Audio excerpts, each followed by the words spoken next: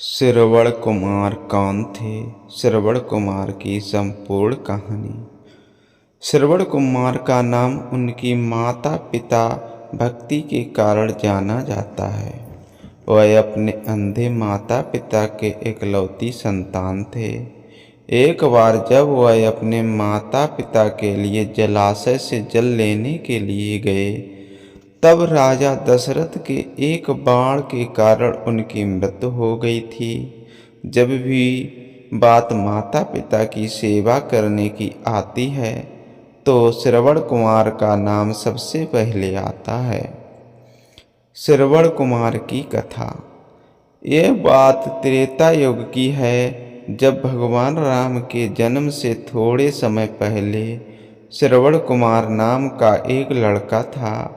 श्रवण कुमार के माता पिता अंधे थे, इसलिए उन्होंने बड़ी ही मुश्किलों और कठिनाइयों से लड़ते हुए श्रवण कुमार को पाला था। इसलिए जब श्रवण कुमार लायक हो गए, तब वह अपने माता पिता की सेवा करने लगे। एक बार श्रवण कुमार के माता पिता ने इच्छा जताई कि वे तीर्थ धाम की यात्रा करना चाहते हैं। तब श्रवण बांस की दो बड़ी बड़ी टोकरियां ले आए और उन्हें बीच में एक मजबूत लकड़ी से बांध दिया। इस तरह वह एक तराजू की तरह बन गया, जिसमें उन्होंने एक टोकरी में अपने माता को बिठाया था तथा दूसरी टोकरी में अपने पिता को बिठाया और लकड़ी के बीच में अपना कंधा लगाकर उठा लिया और अपने माता पिता को तीर्थ धाम की यात्रा पर लेकर चले गए। जब लोगों ने यह देखा कि एक पुत्र अपने अंधे माता पिता की किस तरह सेवा कर रहा है, तो उनका नाम मातृ पितृ भक्त श्रवण के रूप में प्रख्यात हुआ। श्रवण हर रोज काम करने के लिए घर से निकल जाते थे। इसके बाद वह जंगल से लकड़ियां काटने के लिए जाते और अपना चूल्हा जलाने के लिए लकड़ियां जंगल से बटोर कर लाते। उसके बाद चूल्हा जलाने के बाद वह अपने माता पिता के लिए खाना बनाते। श्रवण इतनी मेहनत करते देख उनके माता पिता हमेशा यह सोचते थे कि वह कब इस उलझन से मुक्त हो पाएंगे। श्रवण की माता घर के काम करने के लिए श्रवण को मना करती, लेकिन फिर भी श्रवण कुमार अपना कर्तव्य मानकर घर और बाहर का हर काम स्वयं करते थे। श्रवण कुमार की मृत्यु कैसे हुई थी? एक रोज श्रवण कुमार खाना बना रहे थे, तब उनके माता पिता ने उनसे कहा कि उन्हें प्यास लगी है। अपने माता पिता की प्यास बुझाने के लिए श्रवण कुमार नज़दीकी जलाशय से जल लेने के लिए चल पड़ते हैं। जब श्रवण जलाशय से जल भर रहे थे, तब उनके बर्तन से ऐसी आवाज़ निकल रही थी जैसे कोई जानवर पानी पी रहा हो। ठीक उसी समय अयोध्या नगरी के राजा दशरथ शिकार के लिए जंगल में आए हुए थे। राजा दशरथ के पास शब्द भेदी बाण चलाने की कला थी, जिसमें वह केवल धुन सुनकर अपने बाण को निशाने पर मार सकते थे। श्रवण कुमार पानी भर रहे थे। उनके बर्तन से निकलने वाली धुन जब दशरथ ने सुनी तो उन्होंने सोचा कि वह कोई पशु है जो कि जल पी रहा है। यही सोचकर राजा दशरथ ने उस धुन की तरफ अपना बाण छोड़ दिया। जब वह बाण श्रवण कुमार के शरीर पर लगा तो उन्होंने जोर से चिल्लाया।